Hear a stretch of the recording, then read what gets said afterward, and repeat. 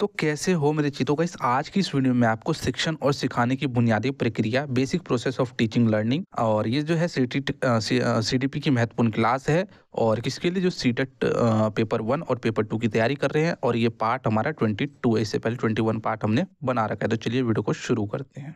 चलो भाई बात कर लेते हैं, पढ़ने से पहले पढ़ना क्या है उसकी जानकारी हो जाए तो मज़ा आ जाएगा पढ़ने में। तो आज बेसिकली हम पढ़ने वाले हैं शिक्षण और सीखने की बुनियादी प्रक्रियाएं कौन कौन सी होती हैं, यानी कि basic process of teaching and learning कौन कौन सी प्रक्रियाएं होती है। उसके बाद शिक्षण की कुछ बुनियादी प्रक्रियाएं कौन कौन सी होती है, सीखने की कुछ बुनियादी प्रक्रियाएं कौन कौन सी होती है। शिक्षण यानी कि टीचिंग और सीखना यानी कि लर्निंग, इन दोनों की बुनियादी प्रक्रियाएं के बारे में बात करेंगे। उसके बाद है शिक्षक और छात्र के बीच में संबंध कैसा होना चाहिए, ये बात करेंगे। और बच्चे की सीखने की रणनीति कैसी होनी चाहिए, कौन कौन सी रणनीतियां हैं जिससे जो वह बेहतर तरीके से सीख सकता है। एक सामाजिक गतिविधि के रूप में सीखना, किस प्रकार से वो जो है सामाजिक गतिविधि के रूप में सीख सकता है, वो बात करेंगे। और सीखने का सामाजिक संदर्भ यानी कि सोशल कॉन्टेक्स्ट ऑफ लर्निंग, इसके बारे में हम बात करेंगे। तो आज की वीडियो बहुत ज़्यादा इंटरेस्टिंग होने वाली, छोटी सी वीडियो, ऐसा कोई दिक्कत वाली बात नहीं है। और हम जैसे कि आपको पता ही चल रहा है कि आप जो है सीडीपी पेडागोजी की जो है वीडियोस देख रहे हो अभी। इससे पहले जितने वीडियोस है मैंने वो जो आपके जो सिलेबस में 3 पार्ट में जो आपको मतलब डिवाइड कर रखा है ना आपके सिलेबस को, तो सारे ए और बी वाला मैंने बना रखा है और ये सी पार्ट हमारा चल रहा है। पहला टॉपिक है शिक्षण और सीखने की बुनियादी प्रक्रियाएं कौन कौन सी होती है। शिक्षण और सीखने की बुनियादी प्रक्रियाएं एक दूसरे से जो है जुड़ी होती है, यानी कि जो शिक्षक पढ़ा रहा है, जो टीचिंग पढ़ा रहे हैं और जो आप सीख रही है, एक दूसरे से जुड़ी हुई होती है। अगर वो अच्छे से नहीं पढ़ाएगा तो आप अच्छे से नहीं सीख पाओगे, अगर वो अच्छे से पढ़ाएगा तो वो आप जो है अच्छे से सीख पाओगे। जैसे मैं आपको जो है पढ़ा रहा हूँ, अगर सोचो यहाँ पे मैं आपको जो है सीखने का मैं बता दूं कि मोटिवेशन होता है, तो आप लाइफ टाइम सीखने को जो है मोटिवेशन ही समझोगे कि भाई सीखने का मतलब होता है मोटिवेशन। यहाँ पे अगर मैं सही आपको बताऊं, सीखने का मतलब होता है लर्निंग, यानी कि किसी भी चीज को सीखना, अधिगम। तो आप जो है फिर क्या करोगे, ये आगे आने वाली पीढ़ी को भी सीखने का मतलब यही बताओगे। तो यानी कि अगर मैंने आपको गलत बताया तो क्या होता है, ये सारी चीजें आपस में जुड़ी होती है। इन प्रक्रियाओं के माध्यम से बच्चे नए ज्ञान को समझते हैं और उस ज्ञान को समझकर अपने जीवन में जो है लागू करते हैं। जैसे आप आगे सिखाओगे, आप आगे जो है इस मैडम की तरह पढ़ाओगे तो आप भी अपने जीवन में इसका प्रयोग करोगे। शिक्षण और सिखाने की बुनियादी प्रक्रियाएं कौन कौन सी होती है। सबसे पहले आप समझ लो टीचिंग क्या होती है, शिक्षण क्या होता है। इस प्रक्रिया के दौरान शिक्षक छात्रों को नए कौशल सिखाते हैं, जैसे ये मैडम जी सिखा रही हैं। बोलो बच्चे, A for apple, B for ball. तो ये सारी चीजें नए नए कौशल सिखा रही है। इसका मुख्य उद्देश्य छात्रों को प्रेरित करना यानी कि मोटिवेट करना और मार्गदर्शन करना होता है, ताकि वह जीवन में अपना जो है बेहतर कुछ कर सके। उसके बाद शिक्षण यानी कि टीचिंग क्या होता है, ये भी सेम ही है क्या शिक्षण। अरे ये मतलब उसी का जो है शिक्षण की कुछ बुनियादी प्रक्रियाएं कौन कौन सी होती है वो है। जैसे कि संचार, कि आप जो है बच्चों से बात करके उसको जो है अच्छे से समझा सकते हो। प्रेरणा, बच्चों को जो है क्या कर सकते हो, मोटिवेट करके। किसी भी चीज़ के लिए मोटिवेट होना बहुत आवश्यक है। कोई भी चीज़ है तभी बच्चा सीखेगा जब वो आपस जो है मतलब वो इंडिविजुअली तौर पे जो है व्यक्तिगत तौर पे जो है मोटिवेट रहेगा। तो आपको मोटिवेट रखना है बच्चों को। आप इस सब को जो है, ये सारी चीज़ें हैं, ये सारी चीज़ें मैं वर्बली बता रहा हूँ, आप इसको जो है नोट्स में अच्छे से पढ़ पढ़ के बनाना, ठीक है। उसके बाद उदाहरण, उदाहरण में क्या होता है कि बच्चे को जिस टाइम आप कुछ भी पढ़ा रहे हो, तो जैसे कि मैं अभी पढ़ा रहा हूँ आपको, तो साथ के साथ उदाहरण भी दे रहा हूँ, ताकि जो आपकी जो अंडरस्टैंडिंग है, ताकि जो आप जो है अच्छे से किसी भी चीज़ को, किसी भी टॉपिक को समझ सको। मूल्यांकन, आपने जो सिखाया है बच्चे को उसका जो है नियमित रूप से जो है आपको मूल्यांकन भी करना चाहिए, ताकि बच्चे का जो है ओवरऑल आपको फीडबैक पता चले। अगर बच्चे को जो है ये सारी चीज़ें नहीं समझ में आ रही है तो उसको जो है फिर से समझाओगे। उसके बाद चलो अब है हमारा सीखना। शिक्षण मैंने बता दिया, इसकी बुनियादी प्रक्रिया बता दी। अब मैं सीखना बता रहा हूँ। सीखना क्या होता है यानी कि लर्निंग क्या होती है, और इसकी बुनियादी प्रक्रिया बताऊंगा मैं आपको। सीखना वह प्रक्रिया जिसमें छात्र शिक्षक से मिली जानकारी को समझते हैं, याद करते हैं और उसे अपने जीवन में लागू करते हैं। इसको हम सीखना बोलते हैं, यानी लर्निंग। यह जो है एक सक्रिय प्रक्रिया होती है जिसमें छात्र अपने अनुभव के समझ के आधार पे जो है नए ज्ञान को अपनाते हैं। यानी कि कुछ भी शिक्षक समझा रहा है तो उसको एक्टिवली जो है छात्र क्या करेगा, अपने अंदर उसको जो है स्टोर करेगा, उसको समझेगा और अपने प्रीवियस नॉलेज से उसको कंपेयर करके जो है इस आधार पे अपने ज्ञान का सर्जन करेगा, जैसे ये बच्चा कर रहा है। उसके बाद अब इसकी कुछ बुनियादी प्रक्रियाएं कौन कौन सी होती है कि जो भी शिक्षक बता रहे हैं उसको ध्यान से सुनना, ध्यान नहीं देगा तो नहीं सीख पाएगा। उसको फिर समझना, उसके बाद फिर उसका अभ्यास करना और फिर अभ्यास करने के बाद उसकी प्रतिक्रिया फीडबैक देना। तो ये इसकी जो है बुनियादी प्रक्रिया है। अब शिक्षक और छात्र के बीच में कैसे संबंध होने चाहिए, किस प्रकार से संबंध होने चाहिए, तो वो देख लेते हैं। शिक्षण और सीखने में शिक्षक और छात्र के बीच जो अच्छा संबंध होना चाहिए। यदि अच्छा संबंध नहीं होगा तो बच्चा नहीं सीख पाएगा अच्छे से, और टीचर कितना ही उसको पढ़ा ले कोई बेनिफिट नहीं है।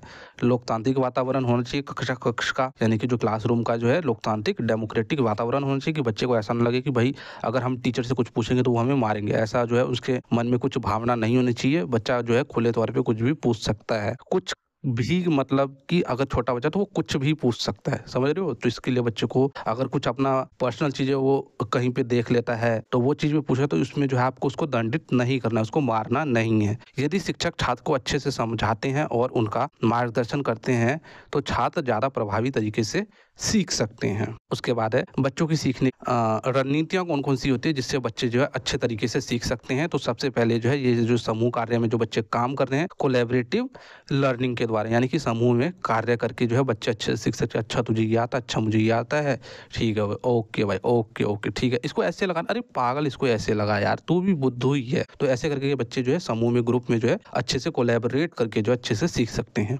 स्वयं के अनुभव से सीखना, बच्चे जो है अपने अनुभव अपने एक्सपीरियंस से भी जो है सीखते हैं। आपने बड़े बुजुर्गों से सुना होगा बेटा जितनी तेरी उम्र नहीं है ना उससे दुगना तो हमारा अनुभव है, तो हमको मत चला।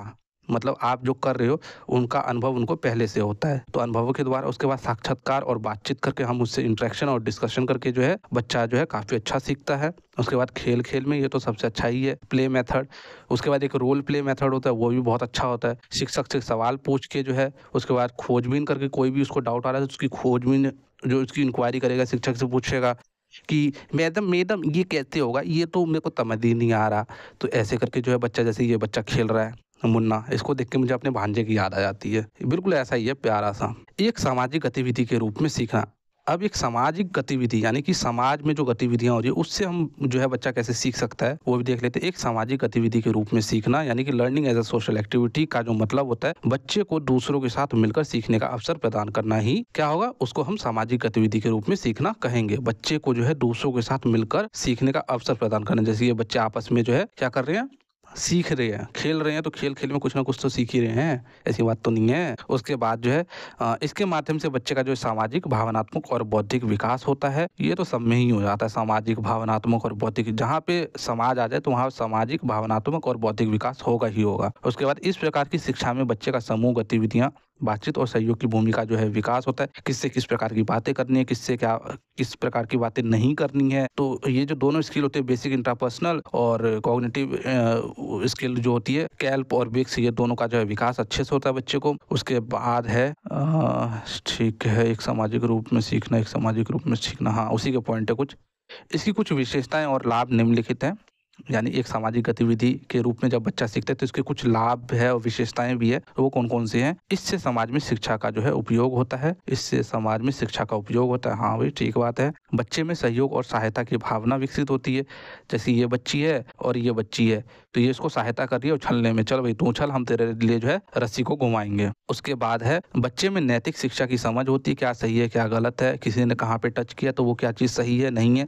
ये सारी चीज़ें जो है सामाजिक गतिविधि से ही आती है। सामाजिक गतिविधि में आपके पेरेंट्स भी आ जाएंगे। आपके पेरेंट्स जो बताते हैं आपको बेटा कोई आपके कंधे पे, कोई शोल्डर पे, कोई आपके चेस्ट पे हाथ रखे तो आपको किस प्रकार से प्रतिक्रिया करनी है, ये सारी चीज़ें आ गई। उसके बाद है बच्चों में सामाजिक कौशल विकसित होते हैं। बच्चा जो है समूह कार्य करने में, संवाद के दौरान आत्मसम्मान, उसमें आता है सहानुभूति और सक्रिय रूप से सुनने की जो क्षमता होती है उसमें जो है बढ़ोतरी, उसमें जो है सुधार होता है। उसके बाद है सीखने का सामाजिक संदर्भ। इसका संदर्भ क्या है वो देख लेते हैं। सीखने का सामाजिक संदर्भ का अर्थ है कि सीखने की प्रक्रिया समाज, संस्कृति और सामाजिक रिश्तों से जो है प्रभावित होती है। यानी कि कुछ भी चीज बच्चा सीख रहा है तो वो कैसे समाज में है, कैसी संस्कृति में सीख रहा है और कैसे उसके सामाजिक रिश्ते नाते हैं, तो उसी पर डिपेंड करेगा उसका सीखना। अगर वो गंदे समाज में है, गंदे इन द सेंस की मतलब जहाँ पे हर रोज मार धार हो रही है, कबीर सिंह जैसा समाज है, तो फिर वहाँ पे बच्चे का अच्छे से सामाजिकरण नहीं हो पाएगा और अच्छे से वो सीख भी नहीं पाएगा। फिर वही सारी चीजें सीखेगा। फिर आप उसको राम जैसा मत समझना, फिर वो रावण जैसा होगा। राम जैसा बच्चा चाहिए तो फिर राम जैसा वातावरण आपको उसको देना पड़ेगा। उसके बाद है सीखने का सामाजिक संदर्भ में और भी पॉइंट है। बच्चे अपने परिवार, मित्र और समुदाय के साथ बातचीत, सहयोग और अनुभव से सीखते हैं। यह सीखने का तरीका न केवल व्यक्तिगत अनुभव पर आधारित होता है बल्कि सामाजिक और सांस्कृतिक वातावरण पे भी आधारित होता है। उसके बाद है लेव वाइगोस्की, एक मनोवैज्ञानिक थे, एक रूसी मनोवैज्ञानिक थे। इन्होंने जो है वातावरण के ऊपर जो है काफ़ी अच्छा बोला था। इनके अनुसार जो है बच्चे अपनी सोच और समझ को जो है समाज और संस्कृति में प्रभावी तरीके से विकसित करते हैं। यानी कि जो बच्चा है वो अपने समाज में अच्छे से इंटरेक्ट करके जो है अपने सोच और समझ को जो है विकसित कर सकता है। ठीक है भाई, समझ में आया? तो भाई आज की वीडियो में इतना ही। वीडियो अच्छी लगी तो आइए, हमारा चैनल है प्यारा सा स्टडी एरिया क्लासेस जिससे आप पढ़ रहे हो, इसको सब्सक्राइब करना ना भूलें। जय हिंद, जय भारत।